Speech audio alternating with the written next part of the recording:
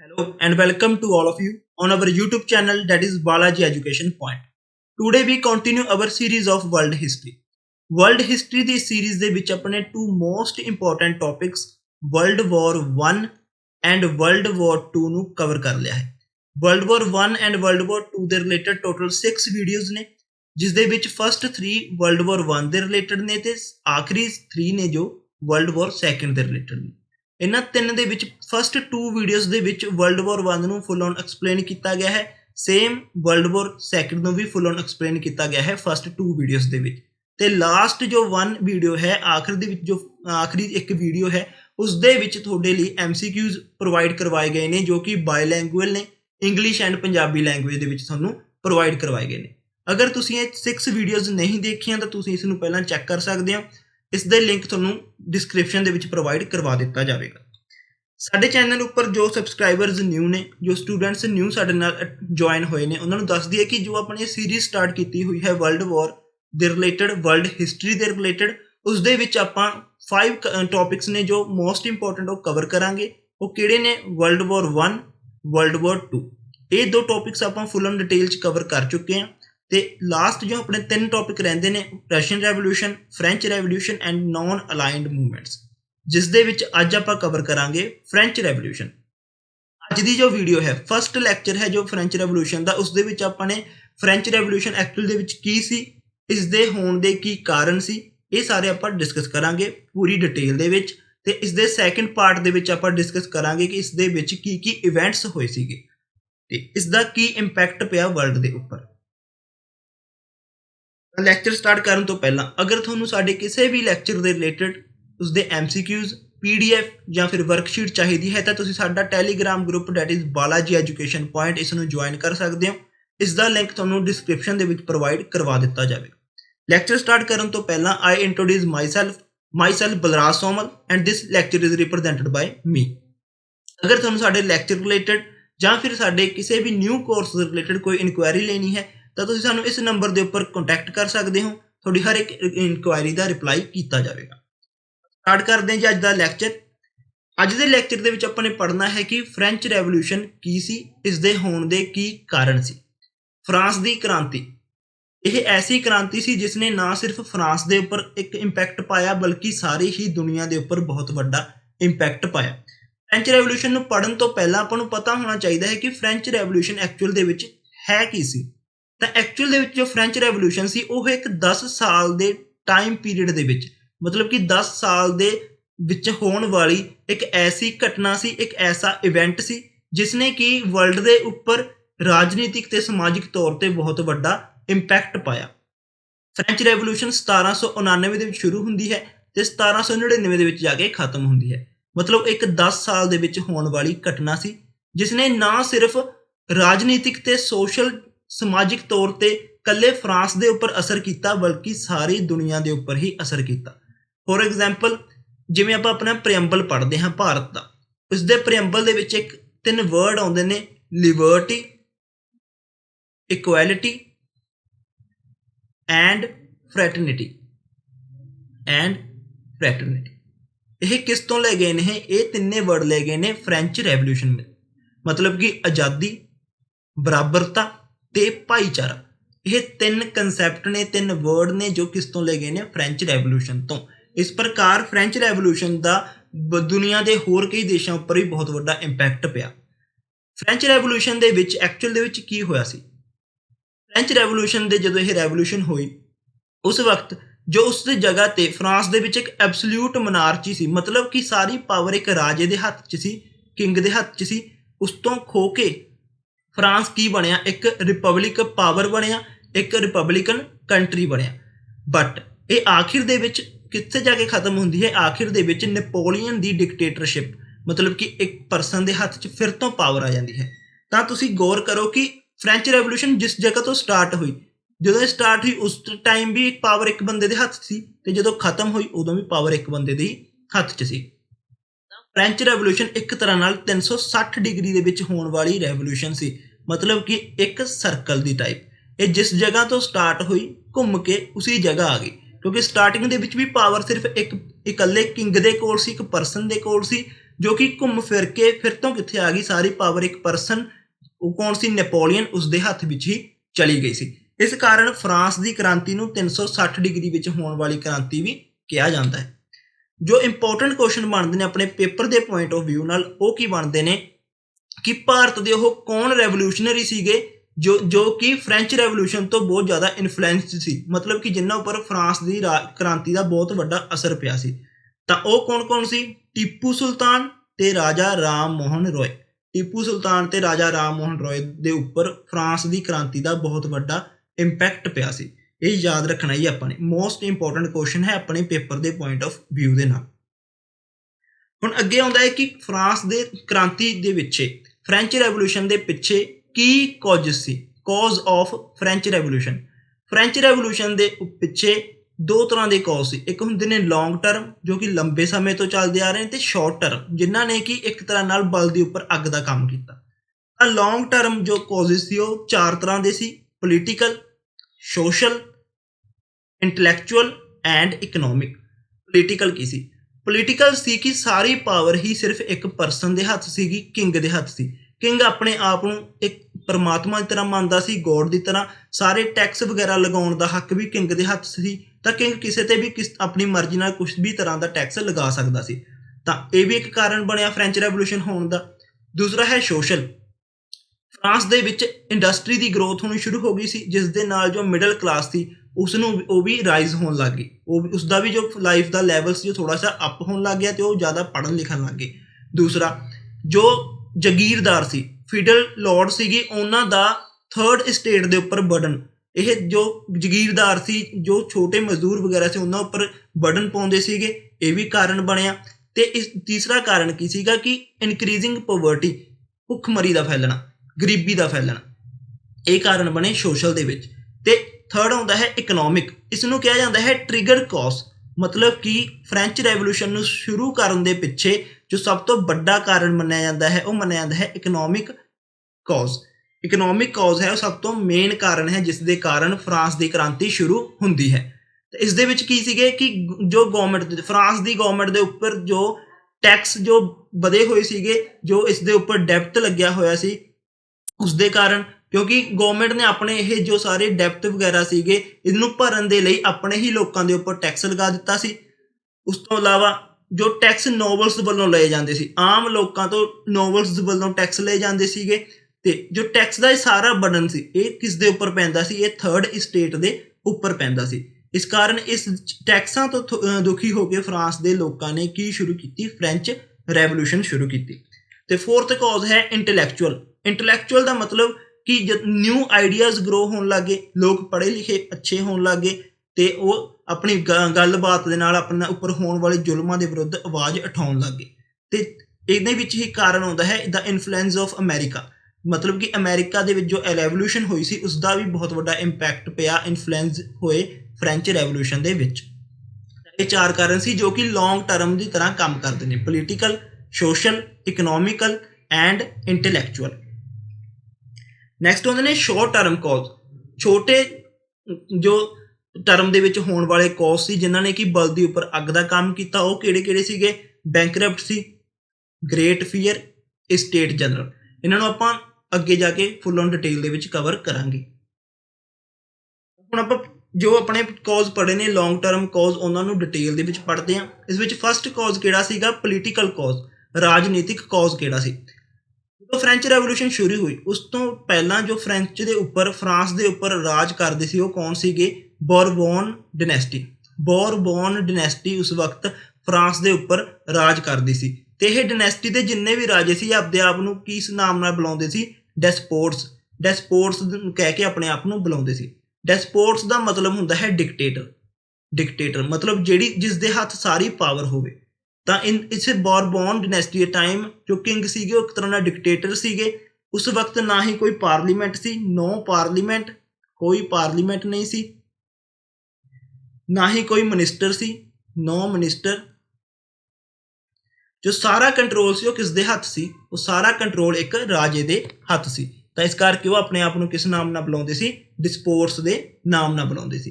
ते इस विच जो सब तो फस्ट डिस्पोट होया वो है लुइस 14, लुइस 14वां। इसने राज किया 1643 तो लैके 1715 तक। 1643 तो लैके 1715 तक लुइस 14वें ने राज किया, लुइस 14 ने राज किया। जो लुइस 14 ਸੀ ਉਹ ਅਸਲ ਦੇ ਵਿੱਚ ਇੱਕ ਡਿਸਪੋਟ ਸੀ, ਮਤਲਬ ਕਿ ਜੋ ਅਸਲ ਦੇ ਵਿੱਚ ਸਾਰੀ ਪਾਵਰ ਆਪਣੇ ਹੱਥ ਵਿੱਚ ਰੱਖਦਾ ਸੀ, ਇੱਕ ਜ਼ਬਰਦਸਤ ਰਾਜਾ ਸੀ ਜਿਸ ਦੇ ਕੋਲ ਬਹੁਤ ਜ਼ਿਆਦਾ ਪਾਵਰ ਸੀ। ਇਸਨੇ ਪਾਵਰਸ ਨੂੰ ਸੈਂਟਰਲਾਈਜ਼ ਕਰਿਆ, ਜਦਕਿ ਸਾਰੀ ਪਾਵਰ ਆਪਣੇ ਹੱਥ ਵਿੱਚ ਲਈ। ਇਸਨੇ ਜੋ ਜ਼ਗੀਰਦਾਰਾਂ ਦੀ ਪਾਵਰ ਸੀ, ਫਿਊਡਲ ਲਾਰਡਸ ਦੀ ਪਾਵਰ ਸੀ, ਉਸਨੂੰ ਘਟਾਤਾ ਸੀ। ਤੇ ਇਸਨੇ ਆਪਣੇ ਰਾਜਕਾਲ ਦੇ ਟਾਈਮ ਬਹੁਤ ਸਾਰੀਆਂ ਵਾਰਸ ਲੜੀਆਂ, ਜਿਨ੍ਹਾਂ ਵਿੱਚੋਂ ਬਹੁਤ ਸਾਰੀਆਂ ਵਾਰਸ ਦੇ ਵਿੱਚ ਜਿੱਤਿਆ ਵੀ। ਬਟ ਇਹਨਾਂ ਵਾਰਸ ਦੇ ਕਾਰਨ ਕੀ ਹੋਇਆ, ਫਰਾਂਸ ਬਹੁਤ ਵੱਡੇ ਡੈਪਟ ਦੇ ਵਿੱਚ ਚਲਾ ਗਿਆ, ਮਤਲਬ ਕਿ ਫਰਾਂਸ ਉੱਪਰ ਬਹੁਤ ਜ਼ਿਆਦਾ ਕਰਜ਼ਾ ਹੋ ਗਿਆ, ਫਰਾਂਸ ਕਰਜ਼ੇ ਦੇ ਥੱਲੇ ਦਬ ਗਿਆ। ਲੁਈਸ 14 ਦੇ ਟਾਈਮ ਪਾਵਰ ਆਫ ਸੈਂਟਰਲਾਈਜੇਸ਼ਨ ਹੋਈ ਤੇ ਜੋ ਜ਼ਗੀਰਦਾਰਾਂ ਦੀ ਪਾਵਰ ਸੀ ਉਹ ਵੀ ਘਟਾ ਦਿੱਤੀ ਗਈ। ਦੂਸਰਾ ਜੋ ਰਾਜਾ ਬਣਿਆ, ਸੈਕਿੰਡ ਡਿਸਪੋਟ ਬਣਿਆ, ਉਹ ਸੀ ਲੁਈਸ 15। ਇਸਨੇ ਰਾਜ ਕੀਤਾ 1715 ਤੋਂ ਲੈ ਕੇ 1774 ਤੱਕ। ਇਸਦੇ ਟਾਈਮ ਪੀਰੀਅਡ ਦੇ ਵਕਤ 7 ਈਅਰ ਵਾਰ ਹੋਈ। ਇਹ ਵਾਰ ਫਰਾਂਸ ਤੇ ਇੰਗਲੈਂਡ ਦੇ ਵਿਚਕਾਰ ਲੜੀ ਗਈ। ਇਸ ਵਾਰ ਦੇ ਕਾਰਨ 7 ਈਅਰ ਵਾਰ ਦੇ ਕਾਰਨ ਹੀ ਕੀ ਹੁੰਦਾ ਹੈ, ਅਮਰੀਕਨ ਰੈਵੋਲੂਸ਼ਨ ਹੁੰਦੀ ਹੈ।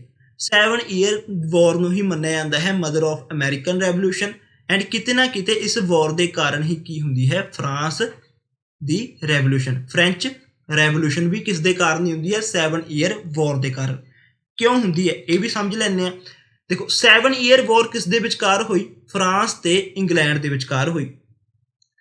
ਉਸ ਵਕਤ ਜੋ ਇੰਗਲੈਂਡ ਦਾ ਰਾਜ ਸੀ ਉਹ ਕਿਸ ਤੇ ਸੀ, ਆਲਮੋਸਟ ਸਾਰੀ ਜੋ ਵਰਲਡ ਦੇ ਵਿੱਚ ਆਲਮੋਸਟ ਜਿੰਨੀਆਂ ਵੀ ਕੰਟਰੀਜ਼ ਸੀ ਉਸ ਦੇ ਉੱਪਰ ਬ੍ਰਿਟੇਨ ਨੇ ਆਪਣਾ ਰਾਜ ਕੀਤਾ ਹੋਇਆ ਸੀ। ਉਹਨਾਂ ਕੰਟਰੀਜ਼ ਦੇ ਵਿੱਚੋਂ ਅਮਰੀਕਾ ਵੀ ਇੱਕ ਕੰਟਰੀ ਸੀ।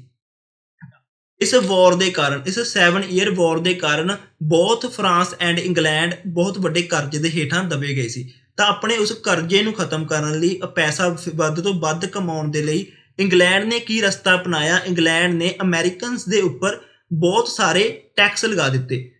ਅਮਰੀਕਨਸ ਦੇ ਉੱਤੇ ਟੈਕਸ ਲਗਾਉਣ ਦੇ ਕਾਰਨ ਅਮਰੀਕਨਸ ਦੇ ਵਿੱਚ ਕੀ ਸ਼ੁਰੂ ਹੋਈ, ਇੰਗਲੈਂਡ ਦੇ ਵਿਰੁੱਧ ਰੈਵੋਲੂਸ਼ਨ ਸ਼ੁਰੂ ਹੋਈ। ਤਾਂ ਇਹ ਤਾਂ ਸੀ ਅਮਰੀਕਨ ਰੈਵੋਲੂਸ਼ਨ ਦਾ ਕਾਰਨ। ਪਰ ਇਹ ਕਰਿਆ ਸੀ ਇੰਗਲੈਂਡ ਨੇ ਅਮਰੀਕਾ ਉੱਪਰ। ਬਟ ਜੋ ਫਰਾਂਸ ਸੀ, ਫਰਾਂਸ ਨੇ ਇਹ ਕਿਸੇ ਹੋਰ ਦੇਸ਼ ਦੇ ਉੱਪਰ ਲਗਾਉਣ ਨਾਲੋਂ ਆਪਣੇ ਹੀ ਲੋਕਾਂ ਦੇ ਉੱਪਰ ਟੈਕਸ ਲਗਾਉਣਾ ਸ਼ੁਰੂ ਕਰ ਦਿੱਤਾ, ਜੋ ਕਿ ਕਾਰਨ ਬਣਿਆ ਫ੍ਰੈਂਚ ਰੈਵੋਲੂਸ਼ਨ ਦਾ। ਇਹ ਜੋ ਲੁਈਸ 15 ਸੀ ਇਹ ਕੋਈ ਅੱਛਾ ਰਾਜਾ ਨਹੀਂ ਸੀ, ਇਹ ਇੱਕ ਅੱਛਾ ਰਾਜਾ ਨਹੀਂ ਸੀਗਾ ਲੁਈਸ 14 ਦੀ ਤਰ੍ਹਾਂ। ਲੁਈਸ 15 ਜੋ ਇੱਕ ਕਮਜ਼ੋਰ ਰਾਜਾ ਸੀ, ਜੋ ਕਿ ਆਪਣੇ ਫੈਸਲੇ ਵਗੈਰਾ ਅੱਛੀ ਤਰ੍ਹਾਂ ਨਹੀਂ ਲੈ ਸਕਦਾ ਸੀ। ਤਾਂ ਲੁਈਸ 15 ਤੋਂ ਬਾਅਦ ਆਉਂਦਾ ਹੈ ਲੁਈਸ 16, ਮੋਸਟ ਇੰਪੋਰਟੈਂਟ, ਕਿਉਂਕਿ ਲੁਈਸ 16 ਦੇ ਟਾਈਮ ਹੀ ਕੀ ਸ਼ੁਰੂ ਹੁੰਦੀ ਹੈ, ਫ੍ਰੈਂਚ ਰੈਵੋਲੂਸ਼ਨ ਸ਼ੁਰੂ ਹੁੰਦੀ ਹੈ। ਫਰਾਂਸ ਦੀ ਕ੍ਰਾਂਤੀ ਕਦੋਂ ਸ਼ੁਰੂ ਹੁੰਦੀ ਹੈ, ਲੁਈਸ 16ਵੇਂ ਦੇ ਟਾਈਮ। ਤਾਂ ਲੁਈਸ 16 ਦਾ ਟਾਈਮ ਪੀਰੀਅਡ ਕੀ ਹੈ, 1774 ਤੋਂ ਲੈ ਕੇ 1792 ਤੱਕ ਦਾ। 1774 ਤੋਂ ਲੈ ਕੇ 1792 ਤੱਕ ਲੁਈਸ 16 ਫਰਾਂਸ ਦਾ ਰਾਜਾ ਰਹਿੰਦਾ ਹੈ। ਲੁਈਸ 14 ਤੇ ਲੁਈਸ 15 ਦੀ ਤਰ੍ਹਾਂ ਲੁਈਸ 16 ਵੀ ਅੱਛੀ ਤਰ੍ਹਾਂ ਰਾਜ ਕਰਨਾ ਚਾਹੁੰਦਾ ਸੀ। ਬਟ ਜਿਸ ਤਰ੍ਹਾਂ ਲੁਈਸ 15 ਸੀ ਉਹ ਇੱਕ ਅੱਛਾ ਰਾਜਾ ਨਹੀਂ ਸੀ, ਬਟ ਲੁਈਸ 16 ਇੱਕ ਅੱਛਾ ਰਾਜਾ ਬਣਨਾ ਚਾਹੁੰਦਾ ਸੀ, ਕਿਉਂਕਿ ਉਸਦੀਆਂ ਜੋ ਅਟੈਂਸ਼ਨ ਸੀਗੀਆਂ ਉਹ ਗੁੱਡ ਸੀਗੀਆਂ, ਉਹ ਅੱਛੀ ਅਟੈਂਸ਼ਨ ਰੱਖਦਾ ਸੀ ਆਪਣੇ ਲੋਕਾਂ ਦੇ ਪ੍ਰਤੀ। ਬਟ ਉਸਦੇ ਵਿੱਚ ਇੱਕ ਜ਼ਬਰਦਸਤ ਫੈਸਲਾ ਲੈਣ ਦਾ ਗੁਣ ਨਹੀਂ ਸੀਗਾ, ਮਤਲਬ ਉਹ ਆਪਣੇ ਫੈਸਲੇ ਤੋਂ ਬਹੁਤ ਛੇਤੀ ਵਾਪਸ ਮੁੜ ਜਾਂਦਾ ਸੀ। ਅਗਰ ਉਸਨੇ ਕਹਿ ਦਿੱਤਾ ਕਿ ਆਪਾਂ ਅੱਜ ਇੱਕ ਇਹ ਚੀਜ਼ ਕਰਨੀ ਹੈ, ਤਾਂ ਇਹ ਨਹੀਂ ਪਤਾ ਕਿ ਕੁਛ ਟਾਈਮ ਬਾਅਦ ਕਹਿ ਦੇ ਕਿ ਨਹੀਂ ਇਹ ਨਹੀਂ ਕਰਨੀ, ਇਸ ਨੂੰ ਵਾਪਸ ਕਰੋ। ਤਾਂ ਹੀ ਹੈਡ ਗੁੱਡ ਇੰਟੈਂਸ਼ਨਸ, ਉਸਦੀਆਂ ਇੰਟੈਂਸ਼ਨਸ ਗੁੱਡ ਸੀਗੀਆਂ, but could not bring bold reforms, but ਉਹ ਇੱਕ ਜ਼ਬਰਦਸਤ ਫੈਸਲੇ ਨਹੀਂ ਲੈ ਸਕਦਾ ਸੀ। He was backtracked from decisions easily, ਉਹ ਆਪਣੇ ਦਿੱਤੇ ਹੋਏ ਫੈਸਲਿਆਂ ਤੋਂ ਬਹੁਤ ਛੇਤੀ ਮੁੱਕਰ ਵੀ ਜਾਂਦਾ ਸੀਗਾ। ਤੇ ਇਸ ਦੇ ਨਾਲ ਹੀ ਉਸਦੀ ਵਾਈਫ ਸੀ ਮਾਰੀਆ ਐਂਟੋਨੇਟ। ਇਹ ਆਸਟਰੀਆ ਦੀ ਰਾਜਕੁਮਾਰੀ ਸੀ। ਇਹ ਇਸ ਦੀ ਵਾਈਫ ਹੀ ਇਸ ਦੀ ਇੱਕ ਐਡਵਾਈਜ਼ਰ ਸੀ, ਬਟ ਬਦਕਿਸਮਤੀ ਦੇ ਨਾਲ ਇਹ ਵੀ ਇੱਕ ਗੁੱਡ ਐਡਵਾਈਜ਼ਰ ਨਹੀਂ ਸੀ, ਜੋ ਕਿ ਉਸਨੂੰ ਚੰਗੀਆਂ ਸਲਾਹਾਂ ਦਿੰਦੀ। ਅਗਲੀ ਗੱਲ, ਲੁਈਸ 16 ਨੇ ਅਮਰੀਕਾ ਦੀ ਹੈਲਪ ਕੀਤੀ ਸੀ ਉਸਦੀ ਇੰਡੀਪੈਂਡੈਂਸ ਲੈਣ ਦੇ ਲਈ। ਅਮਰੀਕਾ ਦੀ ਹੈਲਪ ਕੀਤੀ ਕਿ ਅਮਰੀਕਾ ਨੂੰ ਆਜ਼ਾਦ ਕਰਾਉਣ ਲਈ ਕਿਸ ਤੋਂ, ਇੰਗਲੈਂਡ ਤੋਂ। ਤਾਂ ਇਸ ਹੈਲਪ ਦੇ ਲਈ ਲੁਈਸ 16 ਨੇ ਅਮਰੀਕਾ ਦੀਆਂ 13 ਕਲੋਨੀਜ਼ ਫ੍ਰੀ ਕਰਾਉਣ ਦੇ ਵਿੱਚ ਅਮਰੀਕਾ ਦੀ ਹੈਲਪ ਕੀਤੀ। ਬਟ ਇਹ ਜੋ ਕੀਤੀ ਗਈ ਹੈਲਪ ਸੀ ਇਹ ਮੁੜ ਕੇ ਫਰਾਂਸ ਦੇ ਉੱਪਰ ਹੀ ਪੈ ਗਈ, ਯਾਨੀ ਕਿ ਫਰਾਂਸ ਹੀ ਇਸ ਹੈਲਪ ਦੇ ਕਾਰਨ ਕੀ ਹੋ ਗਿਆ, ਬਹੁਤ ਵੱਡੇ ਕਰਜ਼ੇ ਦੇ ਵਿੱਚ ਡੁੱਬ ਗਿਆ। दूसरी गल, एक तो हो गया अमेरिका की हैल्प करनी। अमेरिका की हैल्प करन दे कारण फ्रांस के उपर जो पहला तो वॉर्स के कारण लड़ाइयां के कारण चढ़िया हुआ करजा सी वो होर ज़्यादा हो गया। तो इस तो अगली गल, लुइस 16 ने की कीता, उसने एक पैलेस बनाया, पैलेस ऑफ वर्साए। पैलेस ऑफ वर्साए नूं बनाउण लई भी उसका बहुत सारा पैसा लग्या, जिस दे कारण फ्रांस के उपर होर भी ज़्यादा कर्ज चढ़ गया। ये तो सीगे पोलीटिकल कॉज। हुण ये सारे कर्ज नूं उतारन लई सारे टैक्स वगैरह किस ते लगाए गए, जो आम लोग सीगे। हुण आम लोकां दे विच भी जो फ्रांस की सोसाइटी सी वो डिवाइड होई सीगी, तां जो इस उही कारण बनदे ने सोशल कॉज दा। तां पहलां पढ़ीए कि फ्रांस की सोसाइटी किस किस दे विच डिवाइड होई सी। फ्रांस की सोसाइटी 3 स्टेट्स दे विच डिवाइड होई सी, जिस दे विच सीगी first state, second state and the third state. First states दे विच कौन सी? फर्स्ट स्टेट दे विच कैथोलिक कलर्जी सी, मतलब कि जो पोप्स वगैरह, बिशप्स वगैरह, फादर्स वगैरह वो सारे किस दे विच आउंदे सी? फर्स्ट स्टेट दे विच। जिन्नियां भी चर्चिस वगैरह सी वो सारियां किस दे विच सी? फर्स्ट स्टेट दे विच। सैकेंड स्टेट दे विच आउंदे सीगे नोबल्स, मतलब कि जगीरदार, जो फ्यूडल लॉर्ड सीगे। फ्यूडल लॉर्ड सीगे। जिन्ने भी जगीरदार वगैरह सी किस दे विच आउंदे सी? सैकेंड स्टेट दे विच आउंदे सी। थर्ड स्टेट दे विच, थर्ड स्टेट दे विच आउंदे सीगे फार्मर्स, मर्चेंट्स, व्यापारी, ये सारे जो छोटे मोटे काम करने वाले सी वो सारे किस दे विच आउंदे सी? थर्ड स्टेट दे विच आउंदे सी। जो हुण देखो, जो फर्स्ट स्टेट की टोटल फ्रांस की पॉपूलेशन दे विच सिर्फ 1 लाख पॉपूलेशन किस दी सीगी? फर्स्ट स्टेट की। टोटल फ्रांस की पॉपूलेशन दे विच 4 लाख के लगभग जो पॉपूलेशन सी वो सी सैकेंड स्टेट की, ते जो 2 करोड़ के लगभग, 2 तो 2.5 करोड़ के लगभग जिहदी पॉपूलेशन सी वो किस दी सी? थर्ड स्टेट की सी। इतनी पॉपूलेशन, क्योंकि देखो फर्स्ट स्टेट की सब तो घट पॉपूलेशन है, फिर सैकेंड स्टेट की सब तो ज़्यादा किसदी है? थर्ड स्टेट की। बट जो फ्रांस का लैंड डिवाइड किया गया सी वो इसके बिल्कुल उल्ट सी, क्योंकि फ्रांस के टोटल विचों 10% लैंड किस नूं दिता गया सीगा? फर्स्ट स्टेट नूं, मतलब कि चर्चिस वगैरह नूं। टोटल दे विचों 25% लैंड दिता गया सी जगीरदारां नूं, ते बाकी दा जिन्ना बचदा लैंड सी वो सिर्फ दिता गया सी थर्ड स्टेट नूं, जो कि इन्हां दी पॉपूलेशन के अकॉर्डिंग बहुत ज़्यादा घट सीगा। हुण अगे इसका कारण की बनता, देखो इस पिक के नाल तुहानूं होर समझ आएगा। ये जो थल्ले तुसीं देख रहे हो परसन, ये की है? ये शो करदे आ थर्ड स्टेट नूं, थर्ड स्टेट नूं। जो उपर तुसीं देख रहे हो ये शो कर रहा है फर्स्ट स्टेट नूं, ते ये शो कर रहा है सैकेंड स्टेट नूं, सैकेंड स्टेट। पिक की शो कर रही है कि जो फर्स्ट एंड सैकेंड स्टेट की जिन्ना भी सारा बर्डन सी, वो चाहे टैक्सिस वगैरह का सी, किसी भी तरह का बर्डन सी, वो सारा कौन झल रहा सी? थर्ड स्टेट झल रही थी, जिस दे विच कौन सीगे? किसान, व्यापारी, ये सारे। तो यही कारण बनया जो गुस्सा निकल के बाहर आया फ्रेंच रेवोल्यूशन की फॉर्म दे विच। इस दे उपर जो बलदी काम किया वो किया जो लगाए गए टैक्स सी। इन्हां टैक्सां दे विच जो पहली ते दूसरी स्टेट सी, फर्स्ट एंड सैकेंड स्टेट के उपर कोई टैक्स नहीं लगाया जाता सी। सारे का सारा टैक्स किस तो वसूलिया जाता सी? थर्ड स्टेट के कोलों वसूलिया जाता सी। दूजी गल, जो नोबल सीगे, फ्यूडल लॉर्ड सीगे, जो जगीरदार सी, उन्हां दा बहुत अच्छा लैविश लाइफ स्टाइल सी, ते उत्थे कोई एक परमानेंट टैक्सेशन सिस्टम नहीं सी। सारा टैक्स वगैरह यूज कर जो करना है, किस तरह लगाना है, वो सारा किस दे द्वारा करिया जांदा सी? किंग दे द्वारा, उस राजे दे द्वारा ही कीता जांदा सी। थर्ड स्टेट दे उपर होर अलग अलग तरह के टैक्सिस दे नाल 2 इंपोर्टेंट टैक्स लगाए जाते सी, जो सी तिथिस एंड टैली। तिथिस एंड टैली, तिथिस आपां पंजाबी विच कह सकते हैं दसवंध, जिवें कि आपां गुरु घरां दे विच दिंदे हां दसवंध, उस वक्त उस तरह नाल तिथिस सीगा, दसवंध दिता जांदा सीगा थर्ड स्टेट द्वारा चर्चिस वगैरह नूं। ते टेले की सीगा? टेले वो टैक्स सी जो कि स्टेट नूं दिता जांदा सी थर्ड स्टेट द्वारा। उस तो बाद जो एजुकेटेड मिडल क्लास थी, जिन्हां नूं कि बोरगियोसिस कहा जाता है, ये भी अगे आईयां, क्योंकि मिडल क्लास के जो परसन सी वो एजुकेट हो चुके सी, बट इन्हां नूं नौकरियां नहीं मिल रही सी, ये जॉबलैस सीगे। ਤੋਂ ਇਲਾਵਾ ਜੋ ਲਿਵਿੰਗ ਕੰਡੀਸ਼ਨ ਦੀ ਜੋ ਥਰਡ ਸਟੇਟ ਦੀ ਲਿਵਿੰਗ ਕੰਡੀਸ਼ਨ ਦੀ, ਕਿਉਂਕਿ ਆਪਾਂ ਪੜ੍ਹ ਚੁੱਕੇ ਹਾਂ ਕਿ ਉੱਪਰ ਜੋ second state and third state the life style ਸੀ ਉਹ ਕਿਸ ਤਰ੍ਹਾਂ ਦਾ ਸੀ ਕਿ ਇੱਕ ਬਹੁਤ ਹੀ ਐਸ਼ੋ ਆਰਾਮ ਵਾਲਾ lavish life style C. But ਜੋ ਥਰਡ ਸਟੇਟ ਦਾ ਲਾਈਫ ਸਟਾਈਲ ਸੀ ਉਹ ਬਹੁਤ ਹੀ ਬੁਰਾ ਸੀ। ਉਹਨਾਂ ਦੀ ਕੋਈ ਹਾਈਜੀਨ ਦਾ ਧਿਆਨ ਨਹੀਂ ਰੱਖਿਆ ਜਾਂਦਾ ਸੀ, ਉਹਨਾਂ ਦੀ ਕਿਸੇ ਤਰ੍ਹਾਂ ਦੀ ਸੇਫਟੀ ਦਾ ਧਿਆਨ ਨਹੀਂ ਰੱਖਿਆ ਜਾਂਦਾ ਸੀ। ਜੋ ਉਹਨਾਂ ਦੀ ਕੰਡੀਸ਼ਨ ਸੀ ਬਹੁਤ ਜ਼ਿਆਦਾ ਦੁਖਦਾਈ ਸੀ, ਉਹ ਬਹੁਤ ਜ਼ਿਆਦਾ ਗਰੀਬ ਸੀ, ਉਹਨਾਂ ਨੂੰ ਆਪਣੇ ਖਾਣ ਪੀਣ ਦਾ ਵੀ ਮਸਾਂ ਹੀ ਸਰਦਾ ਸੀ। ਇਹ ਸੀਗੇ ਸੋਸ਼ਲ ਕਾਜ਼। ਨੈਕਸਟ ਆਉਂਦੇ ਨੇ ਇਕਨੋਮਿਕ ਕਾਜ਼। ਇਕਨੋਮਿਕ ਕਾਜ਼ ਨੂੰ ਕਿਹਾ ਜਾਂਦਾ ਹੈ ਟ੍ਰਿਗਰ ਕਾਜ਼, ਮਤਲਬ ਕਿ ਜੋ ਜੋ ਹੈ ਫ੍ਰੈਂਚ ਰੈਵੋਲੂਸ਼ਨ ਨੂੰ ਸ਼ੁਰੂ ਕਰਨ ਦੇ ਵਿੱਚ ਬਹੁਤ ਅਹਿਮ ਭੂਮਿਕਾ ਨਿਭਾਈ ਹੈ ਜਿਨ੍ਹਾਂ ਕਾਰਨਾਂ ਨੇ। ਇਹਨਾਂ ਵਿੱਚ ਕੀ ਸੀ? ਇਹਨਾਂ ਵਿੱਚ ਪਹਿਲਾ ਕੀ ਸੀ, ਜੋ ਫਰਾਂਸ ਦੀ ਪੋਪੂਲੇਸ਼ਨ ਸੀ, ਜੋ ਜਨਸੰਖਿਆ ਸੀ, ਉਸਦਾ ਬਹੁਤ ਹੀ ਹਾਈ ਲੈਵਲ 'ਤੇ ਵਧੀਆ ਪੱਧਰ ਦੇ ਉੱਪਰ ਇਨਕਰੀਜ਼ ਹੋਈ ਸੀਗੀ। ਫੋਰ ਐਗਜ਼ਾਮਪਲ ਅਗਰ 1715 ਦੇ ਵਿੱਚ ਫਰਾਂਸ ਦੀ ਪੋਪੂਲੇਸ਼ਨ ਦੇਖੀ ਜਾਵੇ ਤਾਂ 1715 ਦੇ ਵਿੱਚ ਫਰਾਂਸ ਦੀ ਪੋਪੂਲੇਸ਼ਨ 23 ਮਿਲੀਅਨ ਦੇ ਲਗਭਗ ਸੀ, ਜੋ ਕਿ 1799 ਦੇ ਵਿੱਚ ਵੱਧ ਕੇ ਕਿੰਨੀ ਹੋ ਗਈ? 28 ਮਿਲੀਅਨ ਦੇ ਲਗਭਗ ਹੋ ਗਈ। ਦੇਖੋ ਕਿ ਇੰਨੇ ਸਾਲਾਂ ਦੇ ਵਿੱਚ 5 ਮਿਲੀਅਨ ਲੋਕ ਹੋਰ ਵੀ ਨਵੇਂ ਐਡ ਹੋ ਗਏ ਸੀਗੇ ਫਰਾਂਸ ਦੀ ਪੋਪੂਲੇਸ਼ਨ ਦੇ ਵਿੱਚ।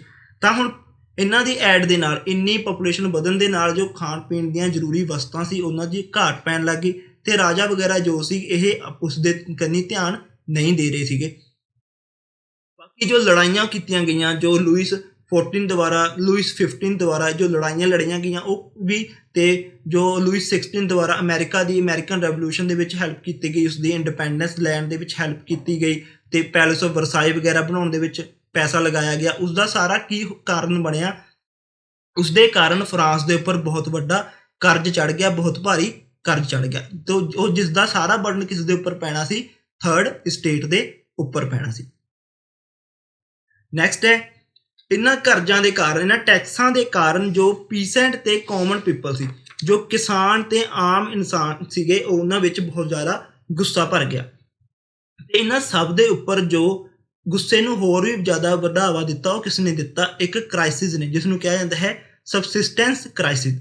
ਫਰਾਂਸ ਦੇ ਵਿੱਚ ਉਸ ਵਕਤ ਇੱਕ ਤਰ੍ਹਾਂ ਦੇ ਕ੍ਰਾਈਸਿਸ ਆਏ ਜਿਸ ਨੂੰ ਸਬਸਿਸਟੈਂਸ ਕ੍ਰਾਈਸਿਸ ਕਿਹਾ ਜਾਂਦਾ ਹੈ। ਇਹ ਸਬਸਿਸਟੈਂਸ ਕ੍ਰਾਈਸਿਸ ਕੀ ਸੀ ਇਹ ਤੁਹਾਨੂੰ ਸਮਝਾਇਆ ਜਾਊਗਾ। ਸਬਸਿਸਟੈਂਸ ਕ੍ਰਾਈਸਿਸ ਦੇ ਵਿੱਚ ਕੀ ਹੋਇਆ ਕਿ ਬੈਡ ਹਾਰਵੈਸਟ ਹੋਈ, ਉਸ ਵਕਤ ਕੁਝ ਕਲਾਈਮੇਟਿਕ ਕੰਡੀਸ਼ਨਸ ਦੇ ਕਾਰਨ ਬਾਰਿਸ਼ ਪੈ ਗਈ ਜਾਂ ਸੋਕਾ ਪੈ ਗਿਆ, ਜਿਸ ਦੇ ਕਾਰਨ ਜੋ ਫਸਲ ਵਗੈਰਾ ਸੀ ਉਹ ਬਹੁਤ ਜ਼ਿਆਦਾ ਖਰਾਬ ਹੋ ਗਈ, ਇੰਨੀ ਜ਼ਿਆਦਾ ਫਸਲ ਨਹੀਂ ਨਿਕਲੀ, ਜਿਸ ਦੇ ਖਰਾਬ ਹੋਣ ਦੇ ਕਾਰਨ ਜੋ ਅਨਾਜ ਦੀ ਕੀ ਹੋ ਗਈ ਸੀ? ਕਮੀ ਹੋ ਗਈ।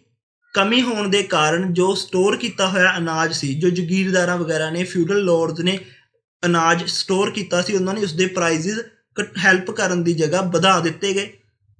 ਇਹਨਾਂ ਵਧੇ ਹੋਏ ਪ੍ਰਾਈਸਿਸ ਦੇ ਕਾਰਨ ਕੀ ਹੋਇਆ? ਜੋ ਗਰੀਬ ਲੋਕ ਸੀ, ਗਰੀਬ ਲੋਕ ਆਪਣਾ ਜੋ ਕਾਮਨ ਫੂਡ ਸੀ ਉਹ ਕਿਹੜਾ ਸੀ? ਬ੍ਰੈਡ। ਜੋ ਆਪਣੀ ਕਾਮਨ ਫੂਡ ਸੀ ਬ੍ਰੈਡ, ਉਸ ਨੂੰ ਲੈਣ ਦੇ ਵੀ ਯੋਗ ਨਹੀਂ ਸੀ। ਮਤਲਬ ਕਿ ਹੁਣ ਉਹ ਆਪਣੀ ਜੋ ਆਮ ਜੀ ਖੁਰਾਕ ਸੀਗੀ ਬ੍ਰੈਡ, ਉਸ ਨੂੰ ਲੈਣ ਦੇ ਵੀ ਕਾਬਿਲ ਨਹੀਂ ਰਹੇ ਸੀਗੇ, ਇੰਨੇ ਜ਼ਿਆਦਾ ਪ੍ਰਾਈਸਿਸ ਵਧਾ ਦਿੱਤੇ ਗਏ ਸੀ। ਫੂਡ ਦੀ ਕਮੀ ਦੇ ਕਾਰਨ ਕੀ ਹੋਇਆ? ਫੂਡ ਰਾਇਟਸ ਹੋਏ, ਜੋ ਭੁੱਖਮਰੀ ਫੈਲ ਗਈ, ਜਿਸ ਦੇ ਕਾਰਨ ਬਹੁਤ ਸਾਰੀਆਂ ਡੈਥਸ ਹੋਈਆਂ। ਦੂਸਰਾ, ਫੂਡ ਨਾ ਖਾਣ ਕਾਰਨ ਜੋ ਲੋਕਾਂ ਦੀ ਬੋਡੀ ਸੀਗੀਆਂ ਉਹ ਵੀਕ ਹੋ ਗਈਆਂ। ਬੋਡੀ ਵੀਕ ਹੋਣ ਦੇ ਕਾਰਨ ਬਹੁਤ ਸਾਰੀਆਂ ਬਿਮਾਰੀਆਂ, ਬਹੁਤ ਸਾਰੀਆਂ ਮਹਾਮਾਰੀਆਂ ਫੈਲ ਗਈਆਂ, ਤੇ ਜਿਸ ਦੇ ਕਾਰਨ ਵੀ ਕੀ ਹੋਈਆਂ? ਬਹੁਤ ਸਾਰੀਆਂ ਡੈਥਸ ਹੋਈਆਂ। ਇਸ ਕ੍ਰਾਈਸਿਸ ਨੇ ਵੀ ਬਹੁਤ ਵੱਡਾ ਅਹਿਮ ਰੋਲ ਅਦਾ ਕੀਤਾ ਫਰਾਂਸ ਦੀ ਕ੍ਰਾਂਤੀ ਦੇ ਵਿੱਚ। ਨੈਕਸਟ ਨੇ ਕਿ ਇੰਟੈਲੈਕਚੁਅਲ ਕਾਜ਼। ਇੰਟੈਲੈਕਚੁਅਲ ਕਾਜ਼ ਦੇ ਵਿੱਚ ਕੀ ਹੋਇਆ? ਜਦੋਂ ਲੋਕਾਂ ਦੇ ਵਿੱਚ ਹੁਣ ਜੋ ਨਿਊ ਥੋਟਸ ਆਉਣ ਲੱਗ ਗਏ, ਉਹਨਾਂ ਵਿੱਚ ਆਈਡੀਆਜ਼ ਨਵੇਂ ਆਉਣ ਲੱਗ ਗਏ, ਉਹਨਾਂ ਨੂੰ ਪਤਾ ਲੱਗਣ ਲੱਗ ਗਿਆ ਕਿ ਸਾਡੇ ਨਾਲ ਗਲਤ ਹੋ ਰਿਹਾ ਹੈ, ਸਾਡੇ ਤੋਂ ਜੇ ਟੈਕਸ ਵਗੈਰਾ ਲਏ ਜਾ ਰਹੇ ਨੇ ਉਹ ਬਿਲਕੁਲ ਗਲਤ ਨੇ। ਤਾਂ ਮੰਨਿਆ ਜਾਂਦਾ ਹੈ ਕਿ ਜੋ 17ਵੀਂ ਤੇ 18ਵੀਂ ਸਦੀ ਸੀ ਉਹ ਇੱਕ ਤਰ੍ਹਾਂ ਦੀ ਗਿਆਨ ਦੀ ਹੀ ਸਦੀ ਸੀ, ਜਿਸ ਵਿੱਚ ਲੋਕਾਂ ਨੂੰ ਬਹੁਤ ਜ਼ਿਆਦਾ ਗਿਆਨ ਪ੍ਰਾਪਤ ਹੋਇਆ, ਲੋਕਾਂ ਨੂੰ ਆਪਣੇ ਉੱਪਰ, ਆਪਣੇ ਹੱਕਾਂ ਬਾਰੇ ਪਤਾ ਲੱਗਿਆ, ਆਪਣੇ ਉੱਪਰ ਹੋ ਰਹੇ ਜ਼ੁਲਮਾਂ ਬਾਰੇ ਪਤਾ ਲੱਗਿਆ। ਇਸ ਟਾਈਮ ਪੀਰੀਅਡ ਦੇ ਵਿੱਚ ਹੀ ਸਾਇੰਸ ਤੇ ਫਿਲੋਸਫੀ ਨੇ ਬਹੁਤ ਜ਼ਿਆਦਾ ਡਿਵੈਲਪਮੈਂਟ ਕੀਤੀ। ਇਸ ਟਾਈਮ ਦੇ ਵਿੱਚ ਹੀ ਬਹੁਤ ਜ਼ਿਆਦਾ famous thinkers and philosophers ground ਹੋਏ। ਫੋਰ ਐਗਜ਼ਾਮਪਲ ਜੌਨ ਲੂਕ ਇਹ ਹੋ ਗਏ, ਤੇ Jean ਰੋਸਿਊ,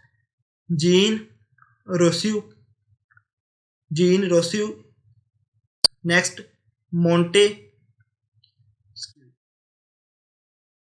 John Locke, Jean Rousseau, Montesquieu, ਇਸ ਤਰ੍ਹਾਂ ਦੇ ਮੋਸਟ ਫੇਮਸ ਫਿਲੋਸਫਰ ਤੇ ਥਿੰਕਰਸ ਨੇ ਅੱਗੇ ਆਏ। ਉਹਨਾਂ ਨੇ ਆਪਣੀਆਂ ਬੁੱਕਸ ਵਗੈਰਾ ਨਾਲ, ਆਪਣੀ ਰਾਈਟਿੰਗਸ ਦੇ ਨਾਲ ਲੋਕਾਂ ਦੇ ਵਿੱਚ ਗਿਆਨਤਾ ਨੂੰ ਬੜਾਵਾ ਦਿੱਤਾ, ਉਹਨਾਂ ਨੂੰ ਵਿੱਚ ਅਵੇਅਰਨੈਸ ਪੈਦਾ ਕੀਤੀ।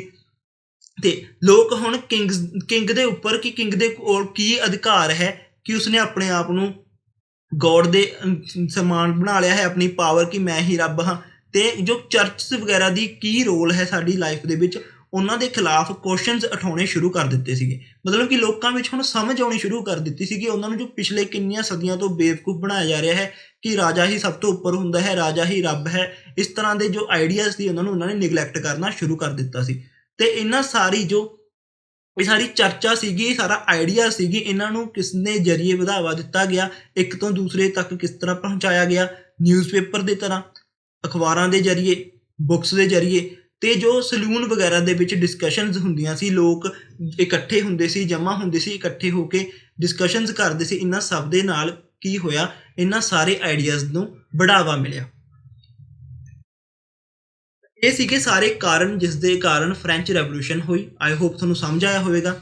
ਇਸ ਤੋਂ ਅੱਗੇ ਜੋ ਹੁਣ ਇਵੈਂਟਸ ਜੋ ਹੋਣੇ ਨੇ ਫ੍ਰੈਂਚ ਰੈਵੋਲੂਸ਼ਨ ਵਿੱਚ, ਉਹਨਾਂ ਦੇ ਕੀ ਟਾਈਮ ਲਾਈਨ ਹੈ, ਉਹਨਾਂ ਦੇ ਵਿੱਚ ਕੀ ਕੀ ਹੋਇਆ ਸੀ, ਉਹ ਆਪਾਂ ਇੱਕ ਵਾਰ ਪੜ੍ਹਨਾ ਹੈ। ਇਹ ਸਾਰਾ ਜੋ ਆਪ ਤੁਹਾਡੇ ਮੂਹਰੇ ਡੇਟਸ ਲਿਖੀਆਂ ਨੇ, ਇਹ ਮੋਸਟ ਇੰਪੋਰਟੈਂਟ ਨੇ ਆਪਣੇ ਪੇਪਰ ਦੇ ਪੁਆਇੰਟ ਆਫ ਵਿਊ ਦੇ ਨਾਲ। ਤਾਂ ਤੁਸੀਂ ਇਸ ਨੂੰ ਰੋਕ ਕੇ ਆਪਣੇ ਨੋਟਸ ਬਣਾਉਣੇ ਨੇ ਤੇ ਇਸ ਨੂੰ ਹਰ ਇੱਕ ਡੇਟ ਨੂੰ ਯਾਦ ਰੱਖਣਾ ਹੈ। 1789 ਦੇ ਵਿੱਚ 1799 ਦੇ ਵਿੱਚ ਲੂਇਸ 16 ਇੱਕ ਸਟੇਟ ਜਨਰਲ ਬਣਾਉਂਦਾ ਹੈ। ਤਾਂ ਫਸਟ ਕੁਐਸਚਨ ਬਣਦਾ ਹੈ ਕਿ ਸਟੇਟ ਜਨਰਲ ਕਦੋਂ ਬੁਲਾਈ ਗਈ ਸੀ? ਇਹ 1799 ਦੇ ਵਿੱਚ ਬੁਲਾਈ ਗਈ ਸੀ। ਨੈਕਸਟ ਆਉਂਦਾ ਹੈ ਕਿ ਫਰਾਂਸ ਦੇ ਵਿੱਚ ਨੈਸ਼ਨਲ ਅਸੈਂਬਲੀ ਕਦੋਂ ਬਣੀ? ਫਰਾਂਸ ਦੇ ਵਿੱਚ ਨੈਸ਼ਨਲ ਅਸੈਂਬਲੀ ਵੀ ਬਣੀ ਸੀ 1799 ਦੇ ਵਿੱਚ ਤੇ 1791 ਤੱਕ ਇਹ ਵਰਕਿੰਗ ਦੇ ਵਿੱਚ ਰਹੀ। ਫਿਰ ਆਉਂਦਾ ਹੈ ਕਿ ਫਰਾਂਸ ਵਿੱਚ ਲੈਜਿਸਲੇਟਿਵ ਅਸੈਂਬਲੀ ਕਦੋਂ ਬਣੀ? ਤਾਂ ਫਰਾਂਸ ਦੇ ਵਿੱਚ ਲੈਜਿਸਲੇਟਿਵ ਅਸੈਂਬਲੀ ਬਣੀ 1791 ਦੇ ਵਿੱਚ, ਜੋ ਕਿ 1 ਸਾਲ ਦੇ ਲਈ ਵਰਕ ਦੇ ਵਿੱਚ ਰਹੀ 1792 ਤੱਕ। ਇਸ ਤੋਂ ਬਾਅਦ, ਇਸ ਦੇ ਖਤਮ ਹੋਣ ਤੋਂ ਬਾਅਦ ਬਣਾਈ ਜਾਂਦੀ ਹੈ ਨੈਸ਼ਨਲ ਕਨਵੈਨਸ਼ਨ। ਇਸ ਦੇ ਟਾਈਮ ਵੀ ਚੱਲਦਾ ਹੈ ਰੀਜ਼ਨ ਆਫ ਟੈਰਰ। ਤੇ ਇਹ ਕਦੋਂ ਸ਼ੁਰੂ ਹੁੰਦਾ ਹੈ? 1792 ਤੋਂ ਲੈ ਕੇ 1795 ਤੱਕ। ਉਸ ਤੋਂ ਬਾਅਦ ਡਾਇਰੈਕਟਰੀ ਰੂਲ ਸ਼ੁਰੂ ਹੁੰਦਾ ਹੈ 1795 ਤੋਂ ਲੈ ਕੇ 1798 ਤੱਕ। ਤੇ ਆਖਿਰ ਦੇ ਵਿੱਚ ਡਿਕਟੇਟਰਸ਼ਿਪ ਸ਼ੁਰੂ ਹੁੰਦੀ ਹੈ ਨੈਪੋਲੀਅਨ ਦੀ, ਜੋ ਕਿ 1799 ਦੇ ਵਿੱਚ ਸਟਾਰਟ ਹੁੰਦੀ ਹੈ। ਤੇ ਇਹ ਸਾਰੀਆਂ ਟਾਈਮ ਲਾਈਨਸ ਨੇ ਫ੍ਰੈਂਚ ਰੈਵੋਲੂਸ਼ਨ ਦੀਆਂ, ਇਹ ਇਵੈਂਟਸ ਹੋਏ ਤੇ ਇਹਨਾਂ ਨੂੰ ਆਪਾਂ ਨੈਕਸਟ ਲੈਕਚਰ ਦੇ ਵਿੱਚ ਫੁੱਲ ਔਨ ਡਿਟੇਲ ਦੇ ਵਿੱਚ ਡਿਸਕਸ ਕਰਾਂਗੇ। ਆਈ ਹੋਪ ਕਿ ਤੁਹਾਨੂੰ ਇਹ ਲੈਕਚਰ ਪਸੰਦ ਆਇਆ ਹੋਵੇਗਾ। ਅਗਰ ਤੁਹਾਨੂੰ ਇਹ ਲੈਕਚਰ ਪਸੰਦ ਆਇਆ ਤਾਂ ਇਸ ਨੂੰ ਲਾਈਕ ਕਰਿਓ, ਵੱਧ ਤੋਂ ਵੱਧ ਸ਼ੇਅਰ ਕਰਿਓ ਤੇ ਆਪਣੇ ਜੋ ਵੀ ਡਾਊਟਸ ਵਗੈਰਾ ਉਹਨਾਂ ਨੂੰ ਕਮੈਂਟਸ ਦੇ ਵਿੱਚ ਦੱਸਿਓ ਤੇ ਇਸ ਚੈਨਲ ਨੂੰ ਸਬਸਕ੍ਰਾਈਬ ਕਰੋ।